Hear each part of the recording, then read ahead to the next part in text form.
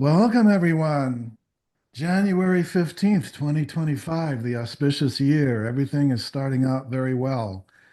All right, so thank you for coming and welcome. We have a very, very good crowd here, and we're going to proceed with Bradley Long, our premier trust writer, and Will Barney, our ex-banker genius of the transition between old parasitic Babylonian dinosaur banking into the quantum financial system and how the natural law trust relates to that. So, brilliance in commerce. We have the House of Freedom International Natural Law Trust topic today, Liberty Debt Elimination System for Americans, and a lot of other programs to assist you in privacy, asset protection, and prosperity. We're members of the Worldwide Charter for Fair International Commerce. Those of you who are newcomers would benefit from looking at that page on our website. Today is January 15th, 2025. Next one is scheduled for Wednesday, March the 12th, 2025. And we will be proceeding with advanced topics. Now, today, we're going to continue with Q&A, questions and answers, because that has proven to be a very popular way of getting together and enhancing everyone's understanding. I'm Tonson Fairmont, founder, Brilliance in Commerce, consultant in bank instruments, and a number of other services I've provided over the years. Randall Hilner is the founder of the International Natural Law Trust with his company House of Freedom. He has retired. He has enough miles on his body to equal 5 lifetimes. So he finally had to move into retirement. And the much younger and actually more robust Bradley has been the savior of our trust department. Thank you so much, Bradley. And Okay. here's Bradley's bio. I'll just leave it there on the screen for a moment. For those of you, oh, we only have one calling in by phone, it looks like. Okay. So everyone else can see the screen, unless you're driving in the car and just listening to this on the audio. Okay, here's Will. And Will, I'm going to make you co-host. So welcome. Good to be here. Sorry I was running a little bit late. Just barely ran in from a meeting, so got here just in time. Sorry. Well, it's because you're serving so many people. You got so many projects. There's a lot going on. All right, today's webinar, questions and answers. Gentlemen, I'll turn it over to you. And everyone listening, we have the first question. Margaret says, my question is, in the case of property purchases, in the past, we have been advised that each property should be in its own trust. Is it necessary for each property trust, say if we have 50 properties for a humanitarian project, to have its own bank account, or can the funding expenses of the property trusts be managed from a parent trust, which would make the administration less of a burden? Are there any risks associated with this approach? It's a very good question. Okay. Hi, Margaret. It's actually what you want to do is establish an operating trust in that case, which is responsible for the banking of all the other trusts. And that's what we tend to do with a lot of our high net worth clients is set up a structure where each asset is within its own trust. And then we have just one operating trust that is responsible for all the banking because we don't want to be running multiple bank accounts because it just becomes a headache, as you've intimated in your question there. So what we do is set up a management agreement between each of the trusts and the operating trust to say that that operating trust is responsible for all the banking activity of all the other trusts. And that way you only have to manage one bank account and it keeps life simple because we like simplicity. So yes, absolutely. Each asset, especially with property, should be in its own trust. But yes, you don't need to worry about setting up 50 different bank accounts because that would be a living nightmare. It's like unity in diversity, simplicity in complexity. Exactly. Yeah. Will, anything you'd like to add to that? I don't think I could say anything that was better than what Bradley just intimated there. Here's the thing, folks. Simple, simple, simple. You gotta think simple. There's no reason to get complex. The corporate world wanted to make everything complex. We really don't need to do that here. And it's enough to put an asset into its own trust, but you don't need to necessarily, as we're talking about here, have the banking individual to each trust. That could be very complex, particularly if maybe you're dealing with, 10 different entities holding different assets. That can become more burdensome than perhaps it needs to be. So, great question. Actually, a really awesome question. Glad that was brought up. Thank you. And one of the reasons the corporate world has wanted to make things complicated is so that you would have to depend on their consultants, experts, lawyers, accountants, so on, to manage things for you, interpret all that complexity, which earns their fees, right? But guess what that does? It disempowers you because you don't understand, and a lot of your power gets given away to them.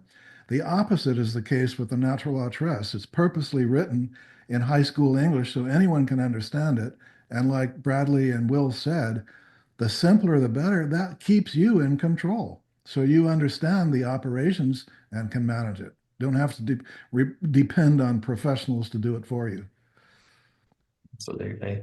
There's a follow-up question from Margaret just come through actually saying, do the people occupying the property need an agreement with the operating trust? No, because their tenancy agreement will be in the name of that particular trust that owns that particular asset.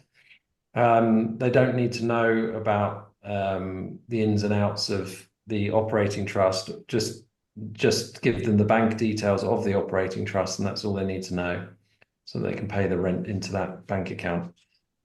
All right. Frank is asking, can you be your own trustee of the trust? Yep, absolutely. And that's what we recommend. So that gives you the most operational control of the bank, of the trust. As long as you have a co-trustee who is not related to you by blood, birth, marriage, or employment. Okay, so in that example, in that scenario, you would need to have also a settler who is independent to you. Okay, so again, a friend could be your settler. You could be the first trustee, and then a friend or a nominee could be the co-trustee. And then your second trustee can also be a successor trustee. Correct. Yeah. Yeah. And Margaret, let's see, do the people occupying the property need an agreement? Is that the question you already answered? That is. Okay. Mhm. Tori, who establishes the trust? So the trust is established by a settler or the grantor. Those terms are interchangeable. And all they need to do is initiate the trust. Okay. So what we recommend clients do is to initiate the trust with an ounce of silver, because there has to be some sort of item that goes into the trust, some piece of property.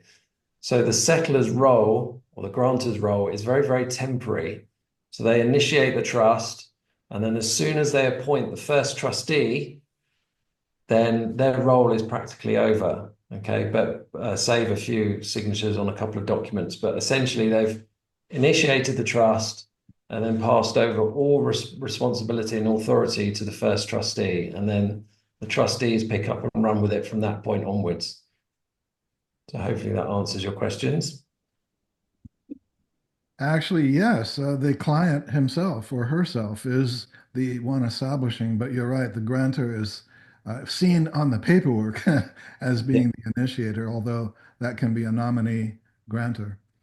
Yeah, one of the questions that I get quite often from people is, I want to set up this trust to hold assets, and I would like to be the beneficiary of those assets because it's for me. But there really is no benefit, I'll put it that way, to be a beneficiary over a trustee. If you're the trustee, you have full access to the asset as well. Thank you for So pointing you that out. don't need to, yeah, you don't need to be a beneficiary. You get the same, um, shall we say, benefits, being a trustee. That helps. Thank you so much. That's a very important point. Yes. Um, so Bernice is asking, I have an old common law. Oh, let me back up here. Okay, there's a lot of good questions coming in. Sorry, I jumped ahead. I'll get to you, Bernice, in just a sec. Ellen is saying, can the secondary trustee be an ex-wife or ex-husband? I don't Yeah. know if you'd want to, but Yeah, that's perfectly possible. I did a trust for a client in Canada exactly in exactly that scenario, um, because you're legally separated. So as long as your divorce is finalized, then you're good to go. the idea of the prohibition is to not have people under the same roof in the same household related, yeah, together as both as trustees, because then they're not seen as arm's length. Yeah. So yes, the answer is yes. Okay, good. All right. So then, Roberto, in simple terms, what is the difference between a standard regular trust, a common law trust, and an international natural law trust? Okay, so a standard regular trust, I assume you're referring to a statutory trust. So that is very much in the public realm. And even though it can assist with probate and inheritance tax, the trust itself still has a tax filing requirement. Okay. So you're still on the radar and you still have the hassle and the expense of doing annual filings for it. Okay. Whereas a common law trust, if it's a private common law trust, a private irrevocable trust, then that is not in the statutory realm. Okay. As long as it hasn't been established by public servants, i.e., a lawyer. So there's a very clear distinction between the two then. So the statutory still has tax filing requirements, private, irrevocable common law trust has no tax filing requirement. The natural law trust is our iteration of that, which basically takes things where a private common law trust has to nominate a jurisdiction. Sorry about the dogs barking in the background. The common law trust has to nominate a jurisdiction, whereas the natural law trust, we try to transcend that with the trust so that you're not bound by any particular jurisdiction.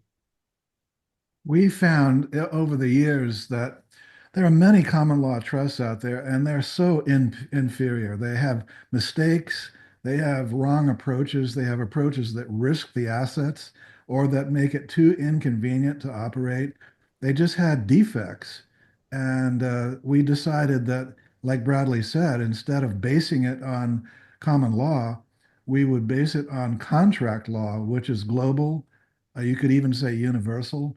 It's the single basis and axis of law throughout the world, affirmed by the UCC and many, many Supreme Court cases around the world.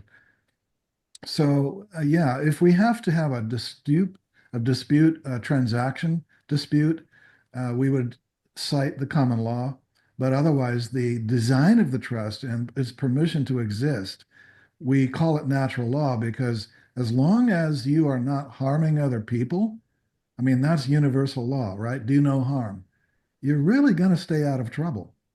And we've had hardly any instance in 50 years, none that I know of, really, of these trusts being taken to court.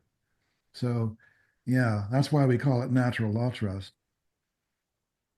Will, do you want to add to that?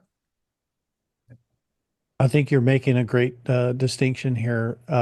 Folks, I just want to say this in regards to common law versus natural law. Common law has a lot of different definitions. Common law is different in every country because it's common only to that country. So when you say common law trust, you have to specify, well, what jurisdiction is that from? What country is that in? Whereas the natural law trust is not has nothing to do with that. It really, as Tonson said, is just contractually based. So as long as the contract is fulfilled and there is a right to contract within the country in which you reside, um, that contract should stay in force. And that's essentially what this trust is. Thank you. All right. And then, so getting on to Margaret's next question, will our trust be able to have a QFS account? Is that a question for you? I can answer that. The short answer is yes. Yes, of course, Margaret. All right, Bernice, let's get to your question. I have an old common law trust, which is not a BIC trust. Can assets be transferred from that trust to a new BIC trust? Absolutely. Yeah, it would just be the same process. If it's a property, then the change of ownership through a deed, for example. So yeah, it's a simple process, but shouldn't be a problem at all. Transferring assets is very common, very routine. Yeah. Seth, my question may have been asked in terms of past. How is it crucial, or how crucial is it that the trust is revocable or irrevocable? And can it be a family trust? Okay, hi Seth. So with a revocable trust, they're very much in the public realm. So what it means is that the grantor can revoke those assets back out of the trust, which then weakens the trust. So although irrevocable might on the surface seem a little bit inconvenient because, you know, when someone is faced with the idea of having to hand over all their worldly assets, goods and chattels to a trustee to control, it can often be a little bit nerve-wracking. But the irrevocability is actually the strength of the natural law trust because it means that it creates true separation between you personally and your assets so that no one can come after them, i.e., in a bankruptcy situation or any type of litigation against you personally. So, yeah, I would say it's absolutely crucial to make it irrevocable. And a family trust is just another name for a statutory trust. So, steer well clear of those if you want to avoid taxation and the headaches of operating in the public realm. Does that make sense? If you call it a family trust, yes, that can be a statutory term. However, you can designate one of your natural law trusts to use for your household. That's what I do. I Yeah. have a trust that pays household expenses. I have a business trust. I have an investments trust. You can have multiple trusts for different purposes. So, yes, you could designate one for family purposes, but we just don't use that term family trust, like Bradley said. And as far as irrevocable, here's a story that will illustrate it for you. Let's say someone wins a judgment against you claiming that you owe $1 million. And let's say you have that $1 million in your name. The court can use its enforcement to force you to pay that judgment, right?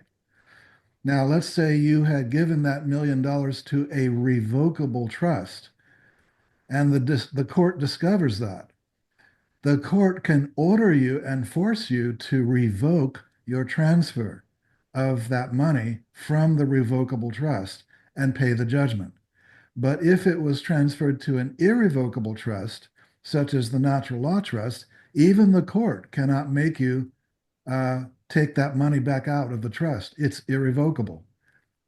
Means even if you, the trustee, or you, someone else, put that money into the trust, the fact that it's irrevocable means no outside party can force you to get it back out to pay the judgment. That's called asset protection. A lot of people out there are confused about those points. They say, no, never put your money in a irrevocable trust. That means you can't get it back out. No, it doesn't mean that at all. If you're the trustee, you have complete access to put money in and take money out. What it means is no outside adverse party can force you to take it back out. So that's called asset protection.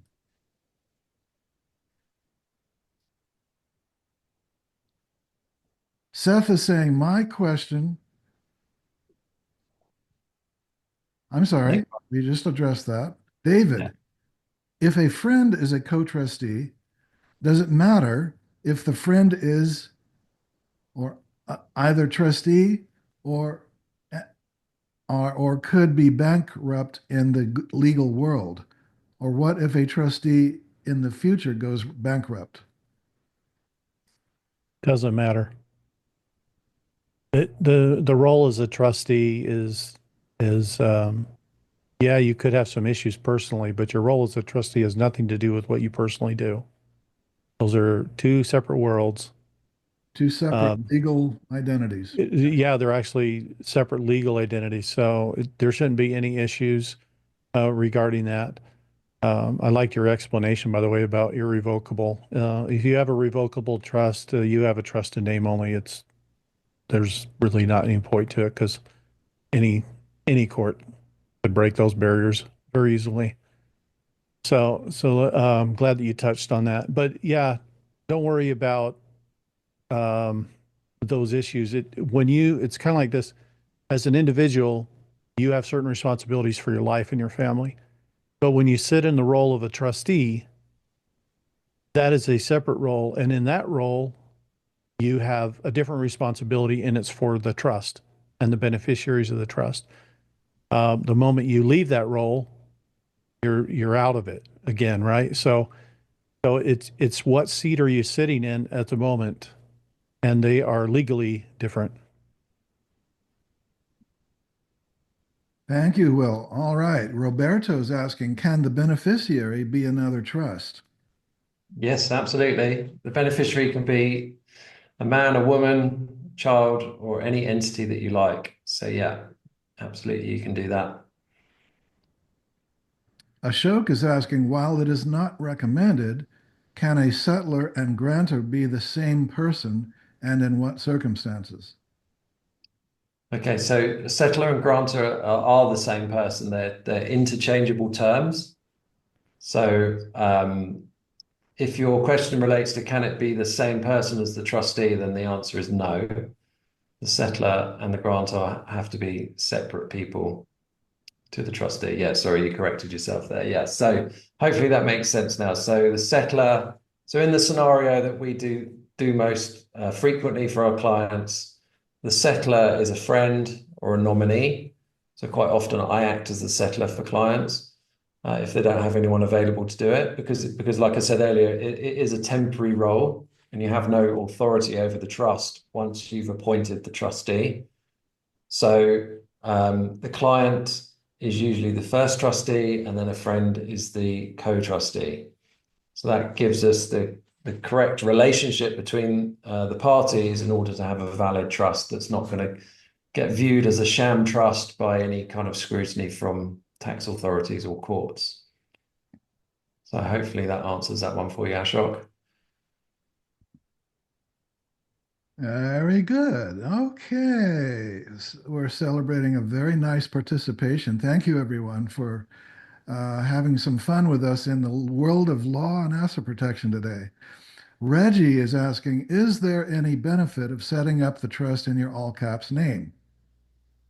Definitely not. No, you never want to set a trust up in your name. You can have it set up as like your last name, so the Smith Family Trust or the Smith Trust, or your initials, but you never ever set it up in your full name. And you don't want to create any ambiguity between you as the straw man, the tax slave, and the trust as an entity. So it's much better to have complete separation. Ambiguity is the key word. Don't want that. Yeah, it would create confusion. Mhm. But So when you open the bank account for the trust, they're going to write it in all caps. yeah, Yeah. absolutely. Talking of bank accounts, there's a follow-up question from Ashok that we might have skipped over there. Oh, okay. Uh, when opening a brokerage account, certain bank accounts, the entities are asking for the settler's social security and address, etc. Yeah, that seems to be the case with some banks. What you need to to realize is that the banks understand very little about trust and particularly private trust. They don't give their staff much training and their protocols are all over the place. So you have a choice. You can either just play the game to get to the end goal of opening your account, or in scenarios where they're asking for the settler's details, you could try pushing back and saying, well, look, here's the relinquishment of authority that the settler has signed. They have no legal control over the trust and have no legal reason to be on the bank account. So please don't ask for their details, which may or may not work. So my view is always, again, try and keep things simple and just play the game and answer their questions. Because sometimes they ask who the beneficiaries are as well, and they don't have a right to know that because that's private.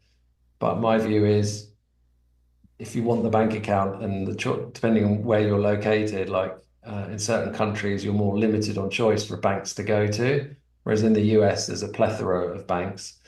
Sometimes you just have to bite the bullet and play the game just to get the account open. Will, have you got any experience around that? Yes, I do, but I'm in the U.S. where there's lots of options. So you just go to the bank down the street. Ask them.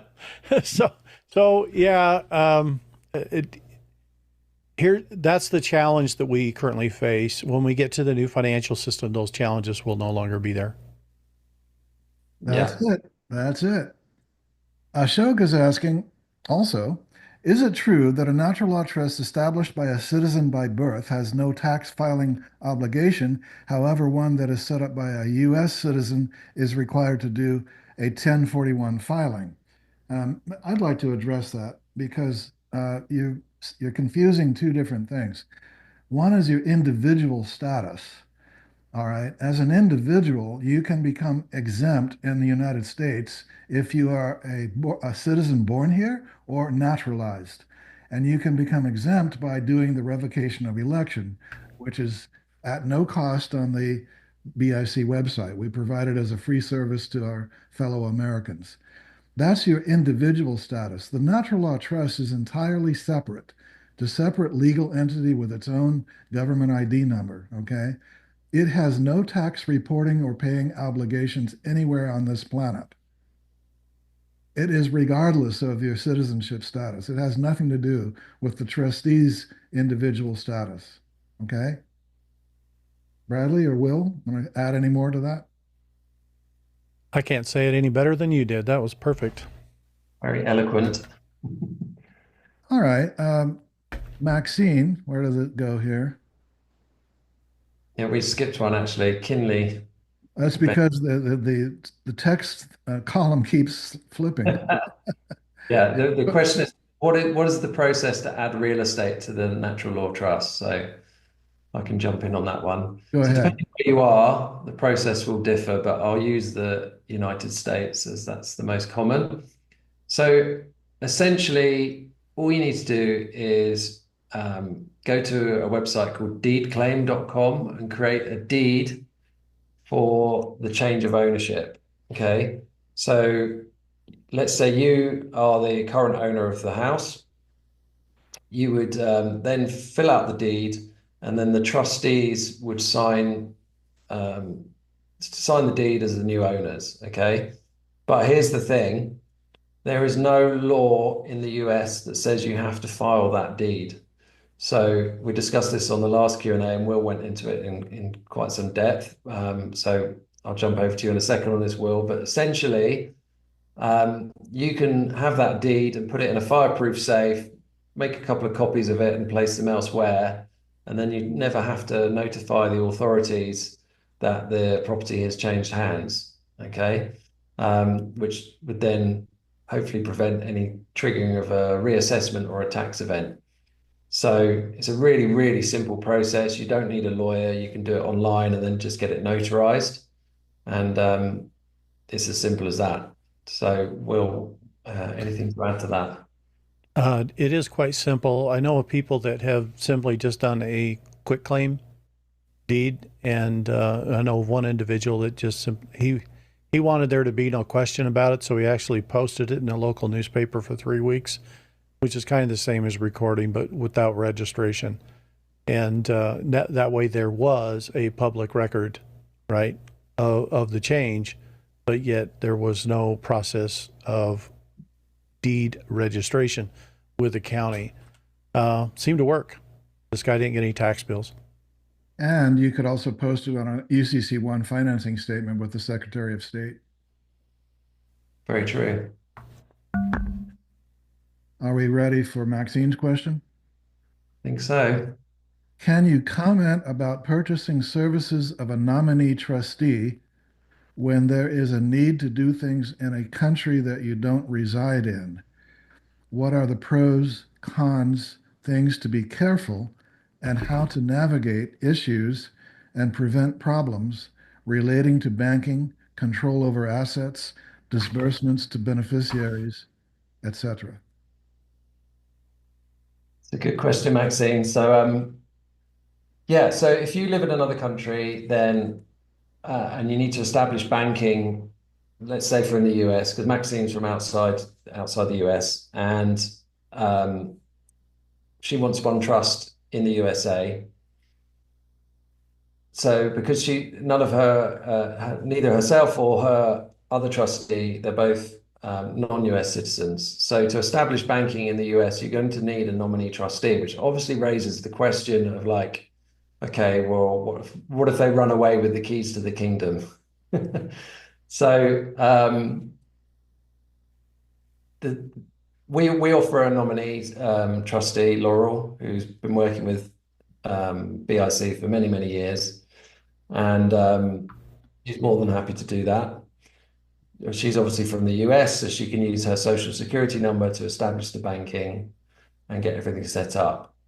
Now, in terms of practical control, what I always recommend to clients is that they, when they're completing the application for the bank account, which with some banks can be done online, when you enter in your co-trustee's email address and mailing address, you use the mailing address for the trust and not their home address. And you use an email account that you have exclusive access to. So should the trustee get up to any shenanigans, which is very, very unlikely, we've never known of it happen in nearly 5 decades of natural law trusts. But should any trustee try anything like resetting the passwords and blocking you from the bank account, the bank are going to email that address that you have exclusive access to with the password reset. So you're going to get notified. So you're putting things in place to prevent that very, very unlikely scenario. And equally, if they request a new password and the bank sends it out in the mail, it's going to go to the trust's address, which again, if it's a virtual address, then you'll get the email saying we've received a piece of post, a piece of mail, and then they will scan it for you or forward it on to you. So you're going to be the first line of defense for that very, very unlikely scenario. Now, in terms of like control over assets rather than the bank account, then usually like transferring a property, things like that will require 2 trustees' signatures. So they're not going to be able to get up to anything that you won't know about. And equally with online banking, just to read the last part of your question there about disbursements to beneficiaries, again, just because they're on the bank account doesn't mean to say that you have to give them the logins. So a good idea is to give those to someone else, like your trust protector, so that should something happen to you, someone else has got those details to carry on business as usual. Because yeah, that would be really inefficient and difficult if something suddenly happened to you, and then no one's got any access to the bank to pay bills or make disbursements to the beneficiaries, and your co-trustee then has to try and go through all the hoops to try and get access to the bank account. So it's all about putting fail safes in place and just being prudent, but it's a totally workable situation. Did I miss anything there, guys? That's a very No, I good think you answer. explained the game very well. Yeah, very good. I, I would I, just add that when the primary trustee appoints a new trustee, you can write into the trust itself the powers that are delegated or the powers that are limited, to that new trustee. It's defined in the trust. My question is, would you write it into the indenture or would you write it into a minute? I would do both. So Okay. put it in the Because the indenture like, indenture contains the powers of the trustees. yeah. Yeah. And then, just record it as a minute as well, just so there's a record of, highlighting that point so that there's no ambiguity again. Right. All right. We have a very basic question from Helene. I am new to all that. What is exactly a trust? Okay. So, in simple terms, a trust is an agreement or a contract between three parties. Okay. So, you've got the settler or the grantor, who is the person that initiates the trust. Okay. And then, as soon as they initiate the trust, they then appoint a trustee who is then in full legal control of that trust. And then to complete the triangle so of the three parties, you then need a beneficiary, so someone to benefit from the trust, because that is the entire purpose of a trust, is to hold and manage assets for the benefit of a beneficiary. Okay. So the easiest way, the analogy is just the triangle of those three parties, the settler, the trustees, and the beneficiaries. And then what that does is create like a container or a lawful entity that then operates independently from those people on a personal basis. So one of the main benefits of the natural law trust is asset protection. So by putting your assets into a trust, you're creating a legal separation between you personally and your assets. So if someone's coming after your house because they're trying to sue you for something and there's a judgment against you, if you no longer own that house and it's in a private irrevocable trust, they can't get to it. Okay, so that's the big kind of headline benefit is asset protection. It totally insulates your assets from anyone coming after them, um, compared to you as an individual who's walking around this earth plane. You're very vulnerable because if you cause harm to someone through negligence, and they want to sue you, they're coming after everything you've got. Okay.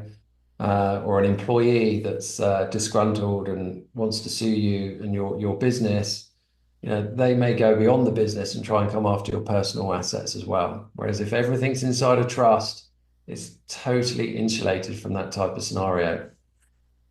We are the only trust writing organizations in the world that we know of that is based on natural law.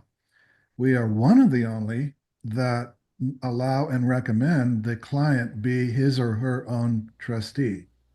So we have some unique preferences and advantages over other trust writing organizations. So, all right, anything else on that?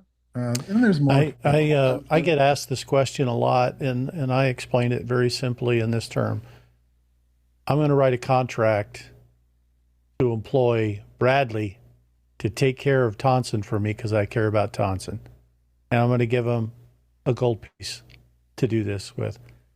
It's really that simple. So the grantor is contracting with the trustee to do a job, and that job is take care of the beneficiary. And it really is just a simple contract. If you look at it that way, it's just a contractual agreement. Sometimes it's a little easier to understand. Good point. Well, And it also has estate planning and beneficiary multi-generational benefits, meaning if you have designated your trust to bequeath property at the time when you leave this earth to your descendants or to whoever you want to pass it to, it will happen tax-free. It will happen with no probate. It will happen seamlessly on the very day that you pass or on the day that you retire from your role as trustee.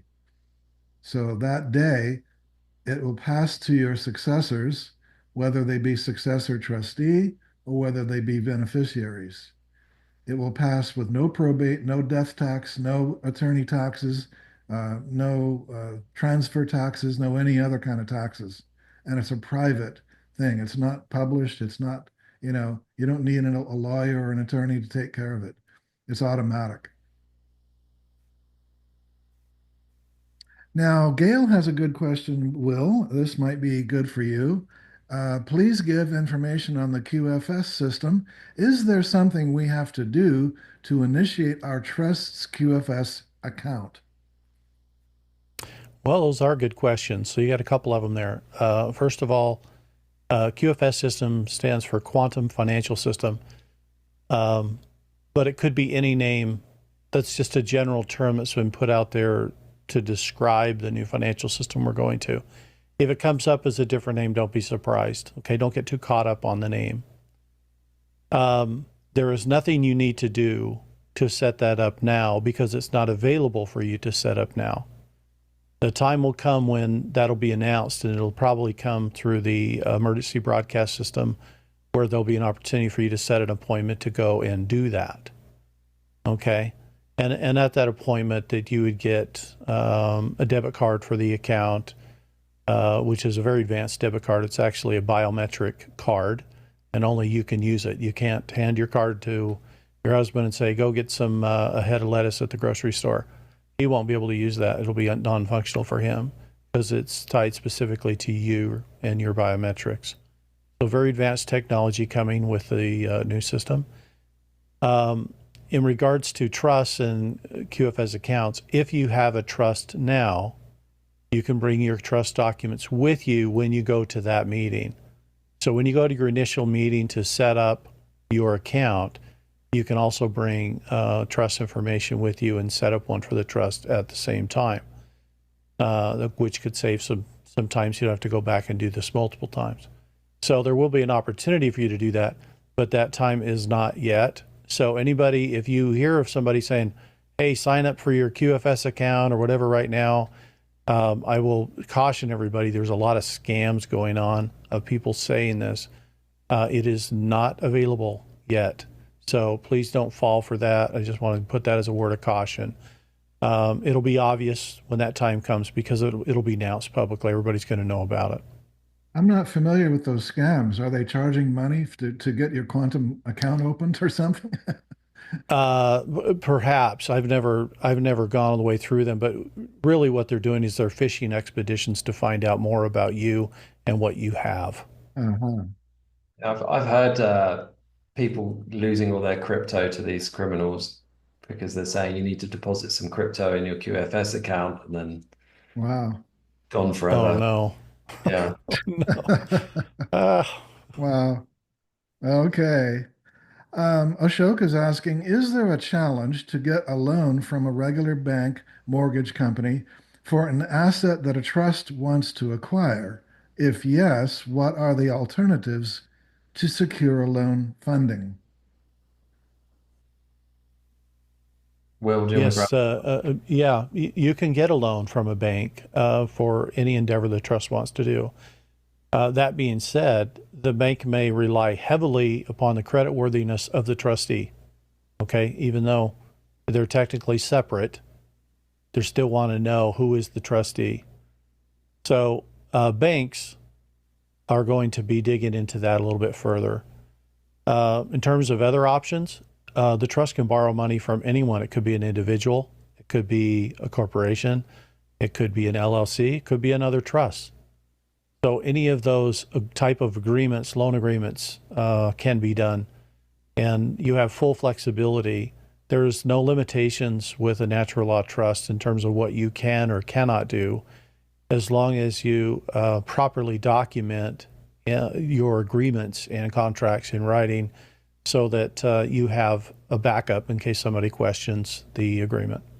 And the trust can build up its own credit score based on its EIN or its government. In other countries, whatever your country's government number is for opening a bank account, um, that number would be tied to the credit system. So it can build up a credit score by borrowing and repaying and borrowing, repaying. Yeah. That's correct. Yep. All right. Roberto is saying, is a deposit or transfer considered taxable if it is from a trust checking account to a personal checking account? What is the best way to pass assets, cash, from trust account to pay personal expenses, if permitted? That Okay. depends on the relationship that you have with who's sending and receiving the money. I will say this: if you are the person that has signed up to be a taxpayer and you receive money from a trust, it doesn't matter if the trust is taxable or not. Your jurisdiction may be a taxable one because you are in a system that is taxable. You have declared yourself a taxpayer. So the taxation question really follows whoever the recipient of the funds is. It really has nothing to do with the trust. The trust could pay out to anyone, but whoever that goes to, their personal status is what matters in terms of taxation. I hope that helps. That is crystal clear. Thank you. I think, Bradley, do you have some comment about that? I was going to say exactly the same thing, but probably not as eloquently. So, Thank you, Will. Crystal clear. Well said.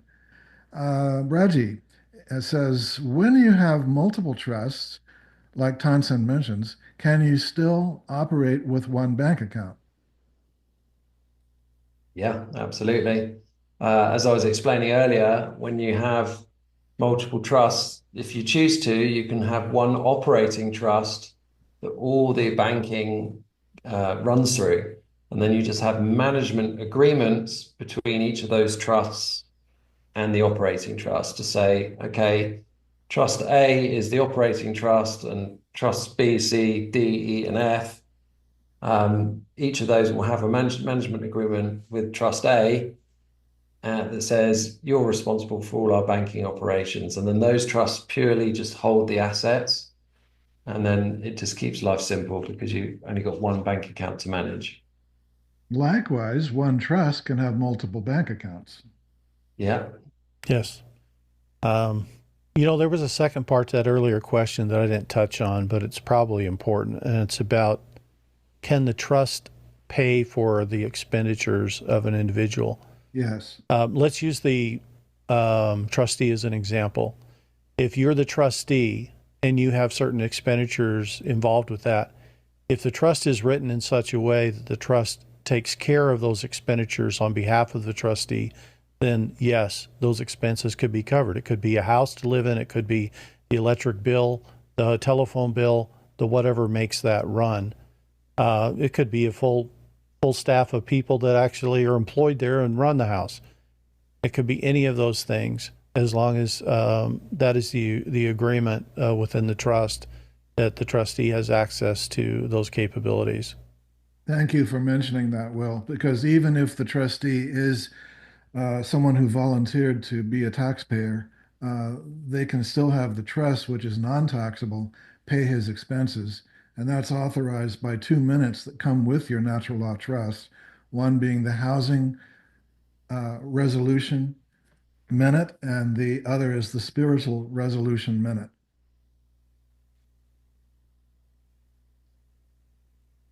All right, so then Seth is saying, great answer. Why is it then that most banks here in Washington State will not open a bank account if the trust is irrevocable? Any thoughts on that, Will, as a banker? I do have thoughts on that because Washington has gone woke. Yeah. They don't want to get involved with irrevocable entities because they can't claw anything back from one. So it has nothing to do with you. It's nothing to do with your trusts or anything else. It's about they want the ability to put their claws into you, and if there's an issue, to get it out of you. And that's why they just want to stay away from that or discourage people away from irrevocable trust, because they want that capability. Is that good? Is it moral? Is it right? You can answer that question yourself, but I think the answer is no. But that is going on there. That being said, in the United States, you could set up a bank account in any state. It doesn't have to be in Washington State. You could open a bank account in any state within the United States and function from there. And most banks don't require you to have a local address in order to mail you a statement. Your address could be clear across the country, and they'll still send it to you. Hope that helps. Excellent points. Excellent points. And may I add, I used to live in Washington State, and I had that experience. I went to Chase Bank one time to open an account for my natural law trust, and they refused. And they gave me the reason. They said, because it's not a grantor trust. And a grantor trust, everyone, you must understand, is known in the international trust community as a sham. A grantor trust is one in which the grantor has control over the trust. That destroys it. That destroys the whole integrity. But like Will said, it gives the bank access to it should they wish to penetrate it. So when I told Randall that, he almost fell off his chair laughing. He said, of course, that's what they want." However, the very important point for anyone in Washington State, just go down the street to a different bank. You will find one, even in places like that have gone woke. You will find, just keep shopping around. For example, Columbia Bank in the Northwest was, one years ago, was accepting all the natural law trust accounts that we brought to them. So that's, I don't know if they're still that way, but they've been a very good bank. Yeah. Roberto says, in a natural law trust, I read in your newsletters that it is not ideal to be the grantor and trustee at the same time. What are the constraints or concerns with this approach? What are recommended options? Okay, so we touched on this earlier. So the grantor is the person who initiates the trust. Okay, and there has to be someone completely arm's length from the trustee. You cannot play both roles. You're not Mike Myers playing Austin Powers and the big fat guy. I forget his name. The other character plays, but he plays three characters in one movie. But there's three characters in a trust. You can't be all three roles. Okay, so the grantor, like we said earlier, relinquishes all authority over the trust as soon as they appoint the first trustee. Okay, and then the trustee assumes full control of the trust. Now, the trustee can be a beneficiary, they just can't be the sole beneficiary. So, if you're going to be the trustee, you need at least two beneficiaries if you're going to be one of them. Okay, and I think that leads us in to the next question from Jeff, which is about being setting the grantor and trustee. Well, the beneficiary doesn't have any control over the trust, okay? They're just there to benefit from it. The trustees have all the discretionary power whether to pay anything out to the beneficiaries or not, okay? So let's say in this example, I had a client today who had this. She doesn't have any children of her own, so she wasn't sure who to make the beneficiary. So the answer is, literally anyone or any entity or organization can be the beneficiary. So whether it's a church, a charity, a school, or nieces and nephews, they can be made the beneficiary, but you don't have to tell them. Okay. The only time they need to know is if the trust is wound down and all the assets sold off, and then the trustees then have to pass over that money in proportion to the percentage of units of beneficial interest that those beneficiaries have in the trust. So units of beneficial interest, or UBIs, are very similar to shares in a company in terms of the mindset of them. So let's say you've got three nieces and nephews as your beneficiaries, and there's $1 million worth of assets sold off when the trust is wound down, each of those nieces and nephews would get 33 1/3% of the assets of the trust. Okay, that's the only time they need to know that they are a beneficiary. So they could be a beneficiary of a trust for their entire lifetime and not receive anything from the trust, and not even know that they're a beneficiary. So sometimes when we have clients that don't have children, or for whatever other reasons they they don't know who to nominate as the beneficiary, you just need to nominate someone in order to have a valid trust. But like I said, you don't have to let them know all the while that you're not paying them out anything from the trust. So hopefully that answers your question, Jeff. So it can be anyone or any type of entity can be the beneficiary. So it can be another trust, friends, relatives, dog charities, whatever you like. Okay, so you just need to have a beneficiary to have that valid three parties in the trust. So the grantor, the settlor, the trustees, and the beneficiaries. And like Will said earlier, it's really not necessary for the trustee to be a beneficiary in order for the trustee to benefit from the trust.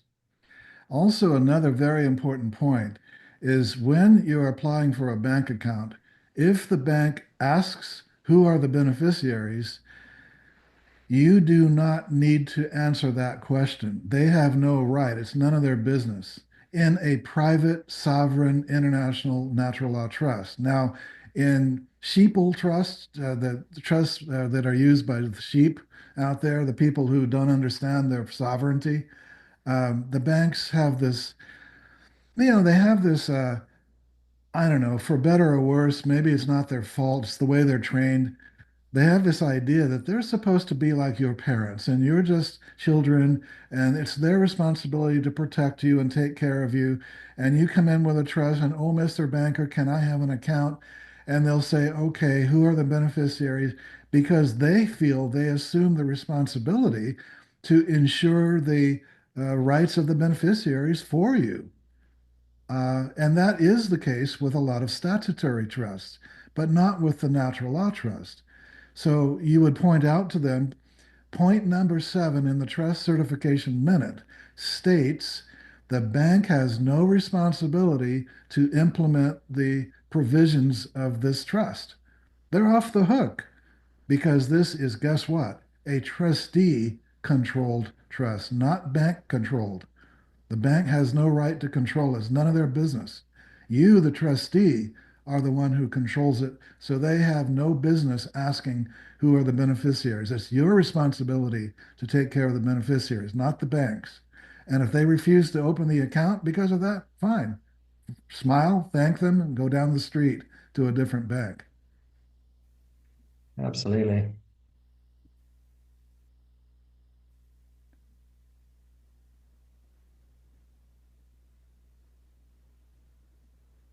Alan's asking, what are the powers of the co-trustee? Okay, well, they're the same as the first trustee. Okay, because you have joint responsibility. So unless you specifically limit their powers in the trust indenture, they can act in the same capacity as the first trustee. That's an important point, Bradley, that the primary trustee does have the power to define the powers of the second trustee. Absolutely. So if you're a new client, then we can discuss that at the outset and decide if you want to limit any of the co-trustees' powers. But yeah, usually the idea is having them have equal powers, is so that if something happens to you, it's business as usual. There's no like restrictions, like they don't have any access to the bank account or anything restrictive like that, because it would cause real headaches in the day-to-day management of your trust's affairs. All right. And Margaret is saying, why would we need bank accounts if the trust has a QFS account? And Margaret, as Will has said, it's because there will be a transition period between the end of between the beginning of the QFS going public and the end of banking. It's not going to happen overnight. It's going to be maybe several years of transition, right, Will? It could take some time for this to be fully implemented. I think most of it will happen rather rapidly, rather quickly. And so we're going to have to watch and see how that unfolds. I think once the announcements are made, I think it's going to be very, very quick. However, and as I stated in the call we did last week, there's multiple steps that need to be initiated in order to fully restore the Republic of the Constitution, and those will take whatever time they take. The goal is be all done within 18 months. Okay, that's the goal, but they'll try to do this as quickly as they can. In terms of the banking side of this, once the QFS is functional and you can set up an account and use it, you're going to have probably a transitionary period where banks will become less and less important, because when people realize that standard checking account type functionality exists within the QFS account that they have, they won't need to go to the bank. They'll be like, why am I sending money to my bank anymore? I can just pay for things directly. And so there's going to be a question about some of those banking facilities going forward. However, you're going to find some banks want to be relevant. They want to have a future.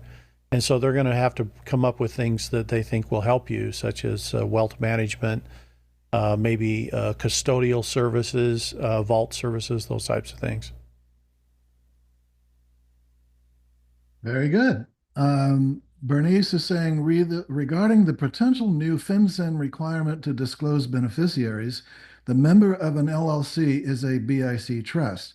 So I'm told that the beneficiaries of the trust must be declared. What would you say and how to handle? Well, basically, Bernice, that's why we call this trust non-statutory. So the trust itself is not subject to a body of statutory law such as FinCEN. Okay.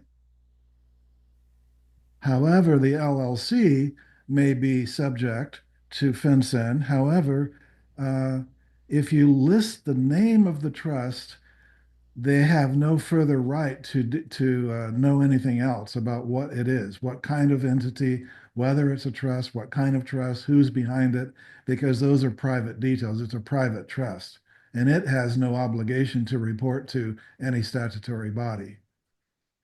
I would also suggest it's not a good idea to continue operating that way. It'd be better to just dissolve the LLC and just do everything through the trust. Then you won't have the problems and the headaches and the regulations to comply with. The LLC will just be gone.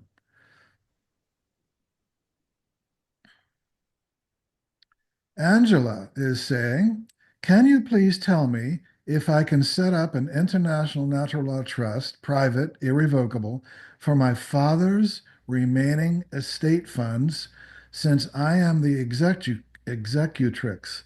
We want to keep the funds in such a trust for my autistic brother. It's not a whole lot, but don't want to create a special needs statutory trust, of course. We also need to receive my dad's life insurance policy payout to the trust. Yes, Angela, you can just make the natural law trust a beneficiary of the life insurance policy. My brother also receives monthly Social Security funds. Help! So yeah, if you're in control of those assets, and they're not already part of probate, then you should be able to transfer them into the trust. If they've, once they've been passed over to whoever the beneficiaries of his estate are, then the beneficiaries can do what they like with them. But if you're trying to circumvent probate, that might be problematic. Well, if her father's assets are in the trust, what role would probate have? Uh, yeah, but if they're currently in probate, is what I'm talking about. Oh, if it's already in probate, right. Yeah, if it's in probate, it has to be settled before you can do anything with it. If it's already out of probate, you're fine. If you're trying to prevent a probate issue, definitely use a trust. And that's why we always say repeatedly in our newsletters and on the website, the sooner the better.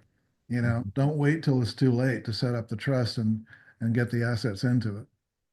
And Angela is also saying right now the funds are in a state bank account in the deceased name, the estate of. I want to transfer without any tax liability to the estate. Is that possible? Oh, yeah. She said it's already in probate. Okay. Yeah, I see. Yeah, might be a little too late. And that's a warning for everyone else listening here. Don't keep putting it off and procrastinating. Don't wait till it's too late. You know, you never know when something's going to happen suddenly. It's like fire insurance. When do you get fire insurance? Before a fire comes to your house or after? you know, Tori's saying, is this trust recognized and valid throughout the world, not just the US? It It should is. be valid in any country that recognizes the right to contract. Well, can you tell me, is there a country that doesn't recognize the right to contract, private contract? That doesn't even seem possible to me. I'm not aware of one. Even in communist countries, protect that right because without it, there would be zero commerce. There would be zero Yeah, ability to actually function. even people that don't have much ethics have to agree on something. Yeah. Margaret says, would that deed claim be okay to use in Australia just as a record, not to register with the council? You'd need to check whether there's a law that requires you to register the property transfer, register that deed with the council. If there isn't, then yeah, the same principle as the US applies. So that's the crucial part, is checking to see whether there's a law that requires you to record the deed with the council. Well, my question about that, Bradley, is would that be a statutory requirement that common law might not have? Because the advertisement in the newspaper is based on common law. That goes back centuries. Yeah, And very Australia does have, I know for a fact, it does have common law still in place. They're trying to cover it over like they did everywhere, but it is there. That's why it's called a commonwealth. yeah. In the United States, there's no such law that exists that requires you to record a property transfer. That being said, the title company won't give you a choice because the county's telling them if you want to continue to operate as a title company, your license to operate is required that you do this. Right? So they find another way to coerce you into it, but there's not a law, at least in the United States. Each country could be different. So, as Bradley, you put it so eloquently, you got to check the law within your country to see if it exists or not. Well, Margaret, I'll tell you this. I knew a man, Eddie Kahn, back in the 90s, who was freeing people from the income tax in the United States. He traveled to Australia and New Zealand and went into the law library and discovered almost the exact same income tax scam going on in those countries as in the US. It was like they're reading from a playbook. It was just slightly different in terms of the statutory expression, but the principle was the same. I suspect the same thing is going on with property transfer titles. I would suspect that Australia probably has the same right to avoid the council and just publish it in the newspaper or on a UCC1. I don't know that your lawyer or accountant or council employees would tell you that, or title company, because they have a vested interest in making you think that there is a law that requires it, when in fact, there may be whole other possibilities and ways of operating that they you know, don't have control over. I don't know, you may need a common law consultant locally there to And confirm that. Within the Commonwealth countries, it's likely there is not a law on the books, because if they put a law on the books regarding that, look how quickly they'd be sued over the issue, because Yes. it becomes a very important issue about whether there's even autonomy to buy and sell property under one's own name, because that autonomy would be taken away if it was a law. So I doubt there's one that exists. However, there is the color of law, or the assumption of law with the way that they operate, which tends to steer you in certain directions. I hope that answers your question. We're not, of course, tax or law authorities, and so we, can't give advice, but I think our opinions are probably pretty good.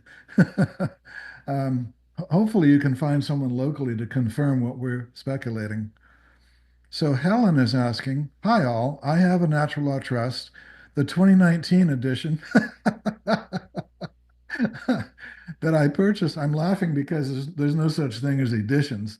Um, but that I purchased from Randall. Isn't it still valid? I haven't used it yet, as I had issues with it in Sydney.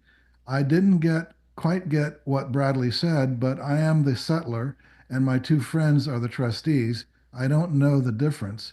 Will I be able to withdraw from my trust without my trustees being present for their authority whenever I require? Okay, so if you're the settler, Helen, you have already, if you've signed the documents, you have already relinquished your control over the trust and That's handed right. all the assets to the control of your two trustees. So, because it's an irrevocable trust, you can't be seen to be having any undue influence over the trustees' decisions. The trustees should operate independently. So, You would just use what's known as letter of wishes. yes, exactly. I can provide you with a template for that if you get in touch.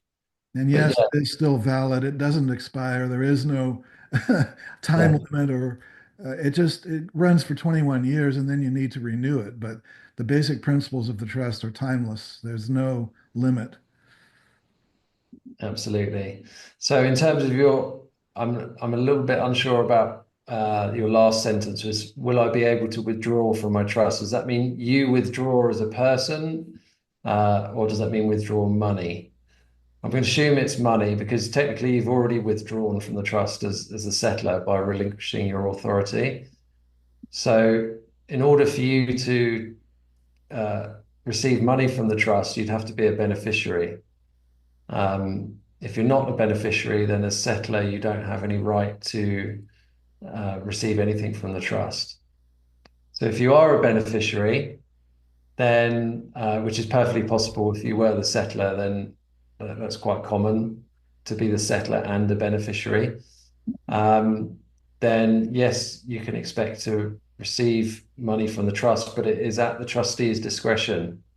Okay, so it would be a conversation to have with them. If you've got any needs, like, for example, medical insurance to be paid for or anything like that, then you can approach the trustees. Or if you need a property to live in and there's money in the trust, then that's what the trustees are there for, is um, to look after the benefits of the beneficiaries. So as long as you're a beneficiary, then that's how it works. If you've got a need, you let the trustees know, and then it's their discretion whether they allocate funds to whatever your need is. And Helen, if you want to have control of the trust and the assets in it, if you're the one that purchased it and set it up, if your trustees are agreeable, Bradley could assist you in changing it to make you a trustee. Then you would just need someone else to be nominee grantor, which Bradley could arrange for you. Okay. Yeah. So if There's, everyone's in agreement, you could do that. It could be if changed. if if they you got the trust from Randall, there's always the possibility of converting a beneficial interest to a trustee position. You just have to relinquish the beneficial portion. Right. So a beneficiary can become a trustee, but they can't be both at the same time. So if you give up being a beneficiary, then you can become a trustee. Well, she That's was possible. saying that she was the settler, the grantor. Yeah. So, uh, Oh, okay. That would be different. Yeah, yeah, if you haven't signed, because it says at the beginning that she hasn't used it yet. So if you haven't signed anything yet, then we can change things. But if it's been signed, then we can't change that you were the settler. well, it could be changed if everyone agrees, if all the Yeah. officers agree, if the trustees agree. Yeah. Gail is saying, Townsend, would you repeat the information about the UCC1 filing? What is it and how is it done? I'll just be very brief on that. It stands for Uniform Commercial Code. It is the highest law on the planet that is in actual practice by banks and governments. It went global in 1954, and every state province has an office that handles asset claim filings. So, what's called a UCC1 financing statement. Here in the United States, it's facilitated by the Secretary of State of each state. So you would just have to look it up in your local country, who handles UCC1 filings and get your advice from them. We're not teachers of that, but that's something that can work with your trust. Gregory says, hi, with a common law trust, can the trustees be the beneficiaries as well? Not recommended, but yeah, it is possible. Bradley? Well, there's no reason to sit in two roles. A trustee can have all the same benefits as a beneficiary, depending on how the trust is written. So you can be one or the other and have the same benefit. Absolutely. That's the best answer. Kenley saying, what is the process to renew the NLT? So after 21 years, you just do a minute. You just write a minute. We, the Board of Trustees, had a meeting. We have considered the matter and we have collectively decided to renew the trust for another 21 years. That's it. Really simple. Yeah. Roberto saying, in the example of 10 properties in separated trusts and a management trust to support those 10 trusts, is it recommended for all of the trusts to be natural law trusts? Why or how would a combination of trust types be beneficial, if any? Well, if you're starting from scratch, Roberto, then absolutely, there's no reason to use any other type of trust because, in our opinion, humbly, they're inferior. So why wouldn't you use something that's been proven over 5 decades? But if you've got an existing trust with an asset in it, then there's no reason why, if it's a common law trust that you've obtained from somewhere else, there's no reason why you couldn't have that as part of your web structure of trusts, if you like. But I definitely would not put a statutory trust into the mix. I agree. Maxine is saying, follow-up question regarding the nominee trustee. Can there be a co-trustee appointed along with the nominee trustee that is located in the other country? And can the co-trustee be in another country or even be the same co-trustee that I have appointed in my home country? Yeah. So you can have as many trustees as you like. Obviously, the more you have, the more complicated things can be in terms of signatures and meetings and all that kind of stuff. But yeah, if you can maintain your current co-trustee alongside yourself, and then have a third nominee trustee in the US to help establish the banking there. That's no problem. I would also say that, Maxine, if you could travel to that country where you want to have the bank account and get a mailing address there, you yourself can be the signatory on the bank account. You don't need a trustee in that country for that purpose.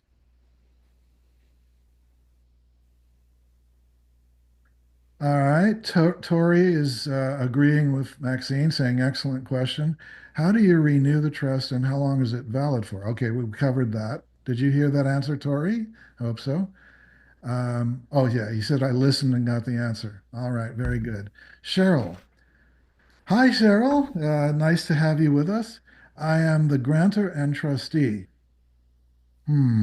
Okay. I have a second non-related trustee. I am not a beneficiary. Do I need to remove myself as the trustee?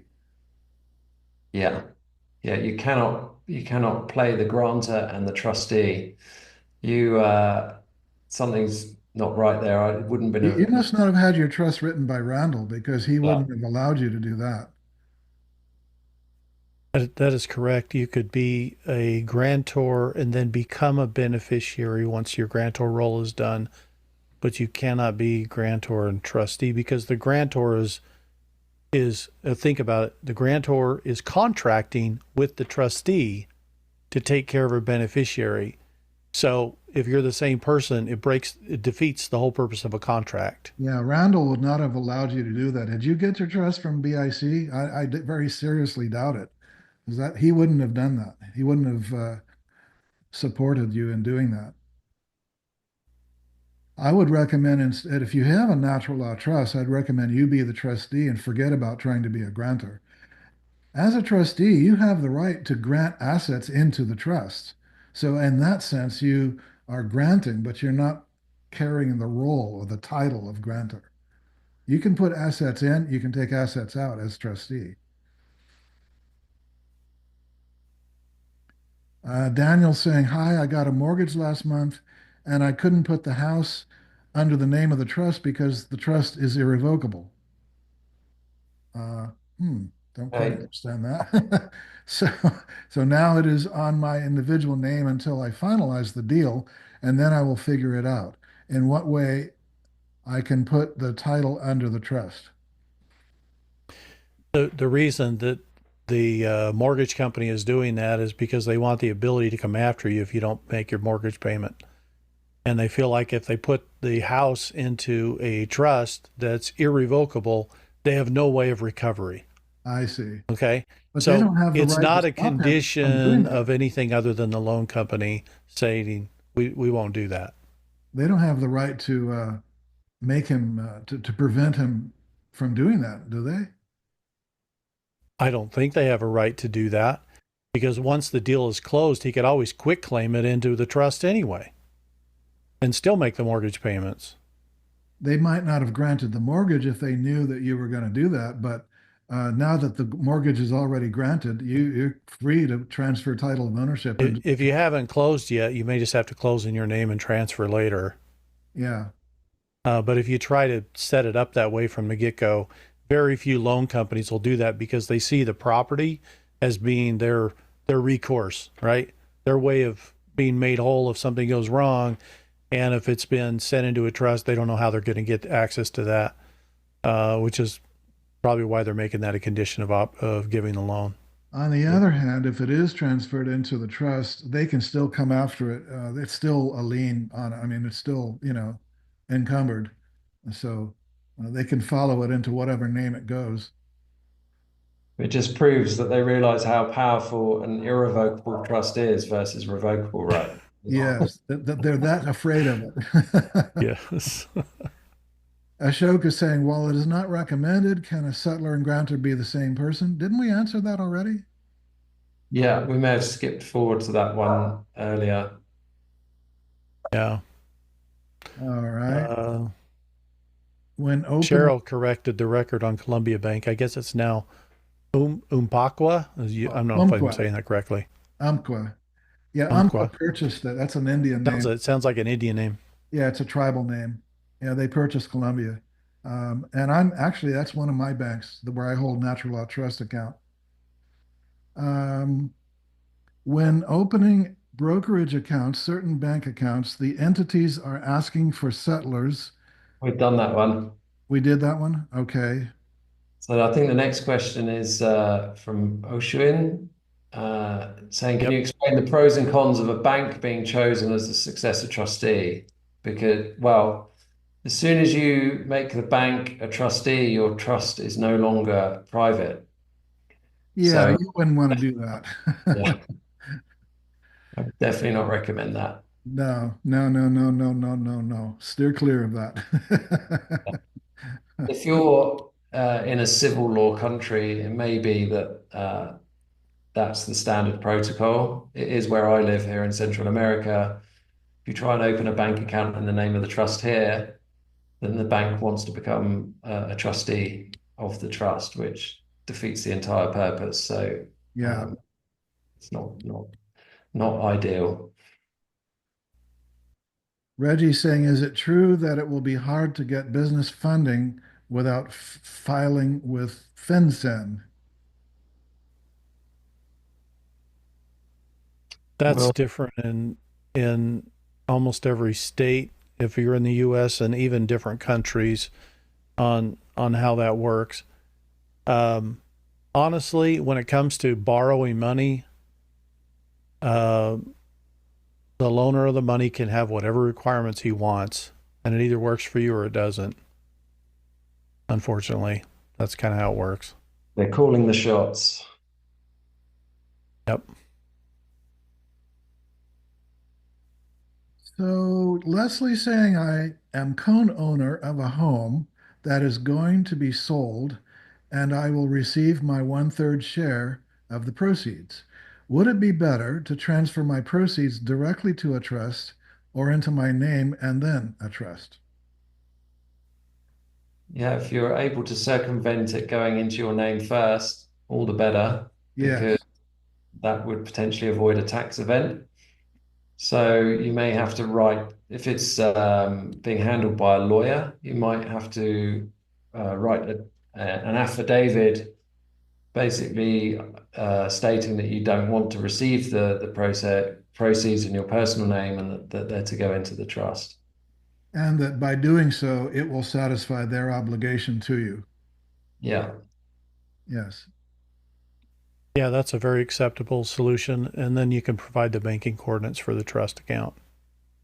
Right. And that way you're avoiding any personal tax liability from, if it falls into the realms of a taxable event, you've circumvented that there. Cheryl is saying, yes, I bought the trust from Randall and BIC. So, Cheryl, that is unbelievable. That's just, I've never heard of that. Now, maybe Randall was starting to get senile and making mistakes. I don't know, but he would Just reach never out have to done me. that. He just wouldn't do that. He wouldn't make you grantor and trustee. No, I it think just you doesn't better sound get like him at all. Bradley. Yeah, you better get with Bradley and get it corrected because it's a sham trust as it is. If your grantor and trustee is not going to stand up. You want to send me over the cover page of the trust, I can check for you Yeah, and then go from there. yeah.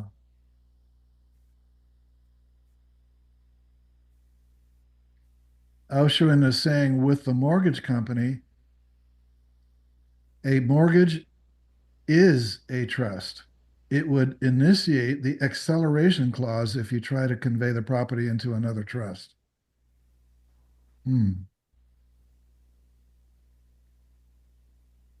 There's all different types of loan agreements, and they're all done differently. So, yes, some are done this way. He's correct. Well, what solutions would there be? One, get rich, so you just pay it off. Yes, Another would be contact Jim Bonham in Arizona, who cancels mortgages for people, but that can cost $10,000 to $15,000. And I've heard he there's, was successful with a few. Yeah. yeah, he will on your behalf file the papers to challenge the legitimacy of the mortgage. So he's been highly successful. Yeah. Very interesting. I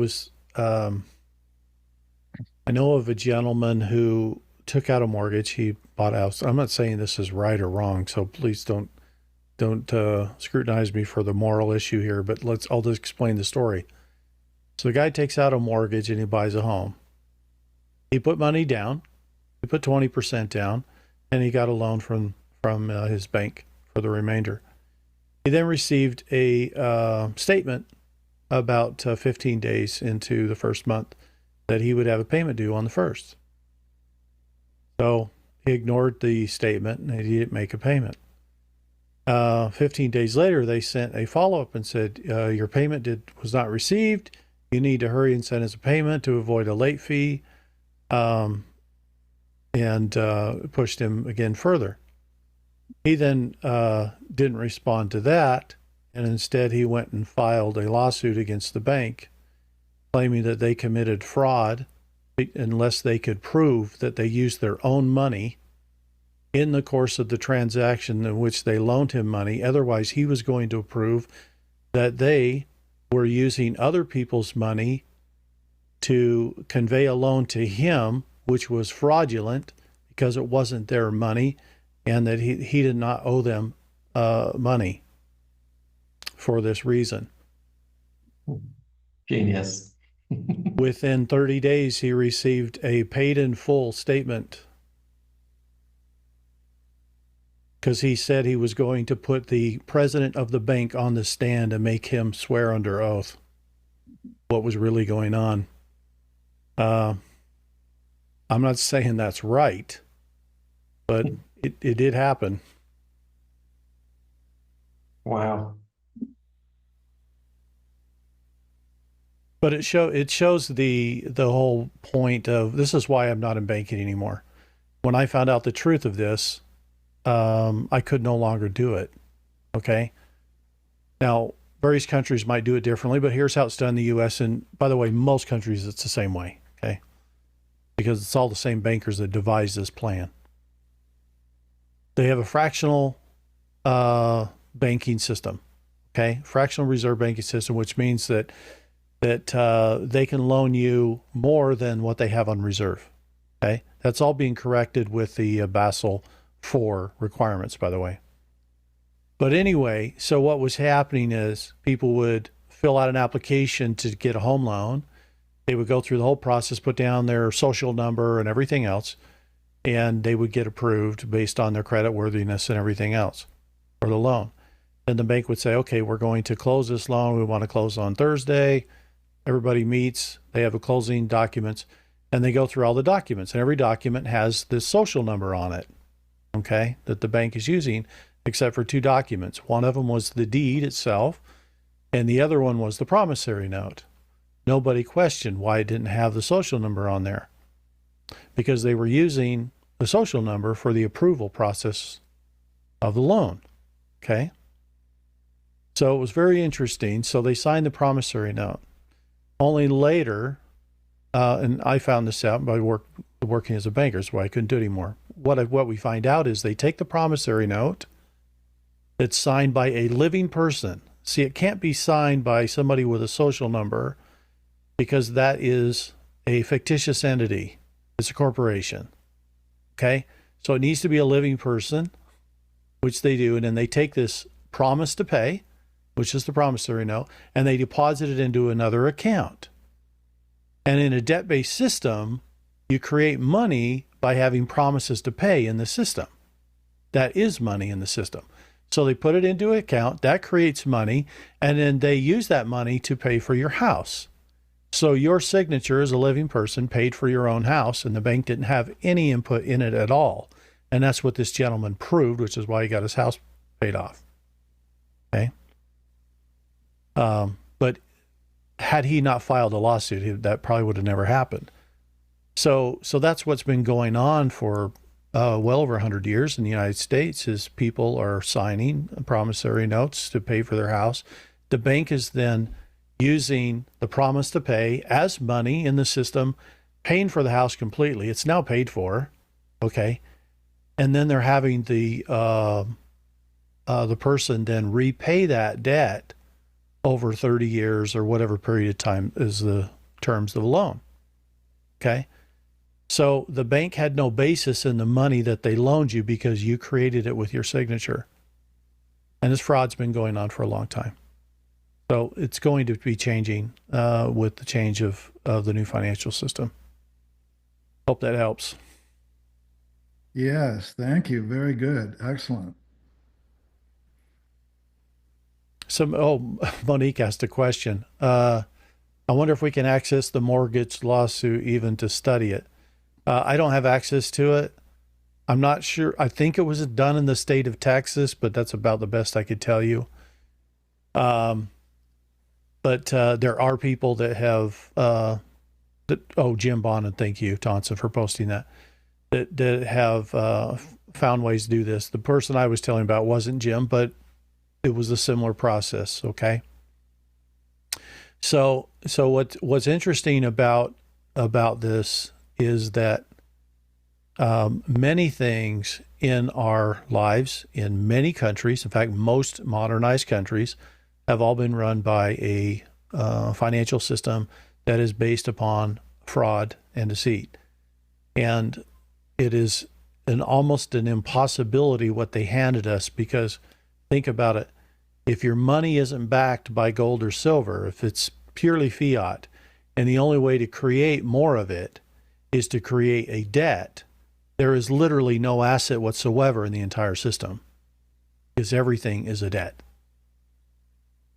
So we've been sold the bill of goods, which is why it's all changing. This is why there must be a new financial system, because we have to get back to something that's real, something that has assets to it.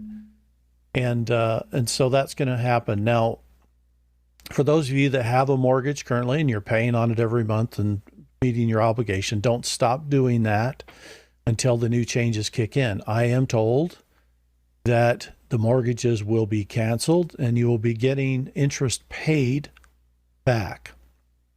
You will not get the principal back. But if you paid in for 20 years and you paid X amount of interest, it will be coming back to you, and that'll probably come whenever you do your appointment to set up your QFS account at the Redemption Center. So there'll be a process to that. In the meantime, don't stop doing what you've been doing. Just stay current, keep doing what you're doing, and there'll be a time when that'll take place. So good news for everybody coming in the future.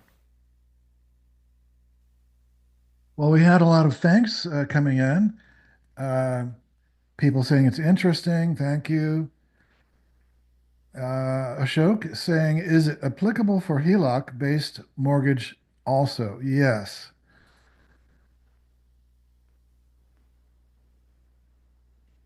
Home equity line of credit. Yes. Yes. Yep. It's the same principle as our Liberty debt elimination system. They created the money out of thin air. They're not at loss. It's just that the International Crime Syndicate enforces their real estate secured loans with a lot more policing than they do credit cards. So it takes more money, more expertise to dissolve that. Angela's saying one more clarification regarding my dad's probate to trust situation. If the life insurance policy has not yet been paid out, can I create the trust and then receive it into the trust? Or because probate has been initiated already, must the life insurance be paid to the estate account? Thank you.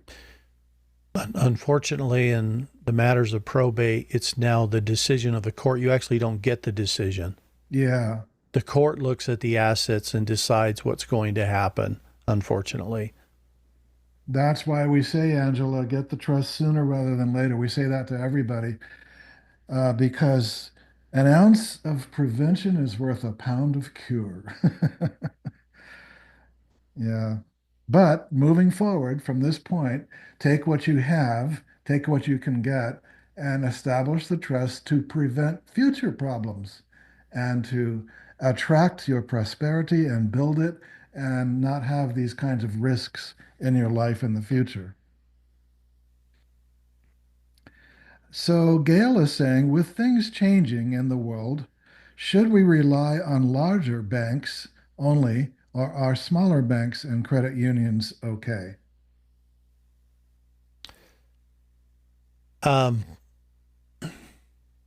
It's 6 of one, half a dozen the other. Okay. There's no problem with smaller banks. I have accounts at big, major nationwide banks and accounts at small hometown banks. They all kind of function the same. Credit unions, also another option. Credit unions have opened accounts for trusts, so that's always a possibility.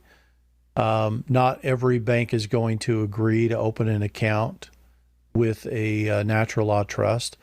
I had one turn me down for an account because they weren't happy with it not being registered with the Secretary of State. That was their choice, right? I just simply went to another bank. No big deal. So yeah, is there one better than the other? All the banks are falling under the same criteria. The 1st of January, Basel IV was supposed to fully be into effect. What does that mean? It means that if you put $100 in the bank as a deposit, the bank needs to have $75 of their own money to back up your $100 deposit. Well, banks don't have that. It's been extended a little bit longer. I'm not sure the extension time. Been extended a little bit further to try to fix that. And there could be some creative ways in which that gets fixed. You might see banks scooping up things like Ripple's RLUSD, for instance, as a backstop asset and things like this to try to help them. There's going to be some creative things going on there. Keep using what you're using in the meantime until the new stuff comes. We don't have dates of when that's going to be announced. We get a new president here in less than a week. So anything could happen once that occurs. So we will certainly look forward to the changes. And NESARA and JSARA is going to be implemented throughout the world. And under that criteria, it eliminates most of the game playing that many of us have been doing for many years and trying to work with this really corrupt system and having to play games to navigate their strategy, right, that they're trying to put you through, whether it be UCC filings and other things to try to get around this stuff. So I think a lot of the games are going to go away because we're not going to need to do that under the new requirements coming, which is going to be a beautiful thing. I look forward to it. Yes, yes, yes. Thank you, Randall, and for giving us this legacy. Thank you, Bradley, for carrying the torch. Thank you, Will, for being a co-creator of the Golden Age. Certainly. For some reason, my camera's red tonight. I'll try to figure that out so I'm not so red in the future. Your camera? I don't know what's going on with it. It's usually not red, so. Looks fine from our side. Oh, okay, good. Maybe it's fine. Amerival saying, wonderful webinar again. Excellent questions. Huge thanks, Tonson, Will, and Bradley. I still have more questions, so look forward to the next time. And we have a lot of thanks coming in. JB saying, if the banks go under, what happens to your trust that is connected to that bank, if any? That's a good question. If you have trust being administered by banks, there are banks that offer trustee services. Most of those are statutory. Again, as you said earlier, Tonson, it kind of highlights this whole idea that there could be issues that arise from using institutions that maybe are not compliant with where we want to go. Yeah, it's rare, extremely rare for a bank to go under, at least in the United States. But most trusts would lose. Yeah, if you had a trust account and the bank goes under, the trust can't protect you from that. But just do your research on what the banks are, which banks are most stable. And if it can last at least until the QFS is established, then everything's fine thereafter. Because nothing in the QFS can go under, right, Will? No, it's not going to go under. The interesting thing is as I explained earlier, we live in this system where everything is an illusion of value, right? How can debt be value in a system, yet only debt creates money in the system? Think about it. It's bizarre, isn't it? Yes. Because under constitutional law, you can't pay a debt with other debt. You have to pay it with a real asset like gold, silver, something of this nature. And it's right in our Constitution, okay? So there's been an abandonment of even the Constitution. I'm talking the United States here, but it applies in most other countries as well. So there's been abandon of that. Why? Because the institutions, in this case, you have a Federal Reserve that's creating the money. They took out very large, substantial loans. Most of those loans came from the elder families of Asia who had the money and provided most of the money for the Industrial Revolution that we saw in the 1800s, early 1900s. It was their gold that funded all of that. Were they repaid for it? No, they were not.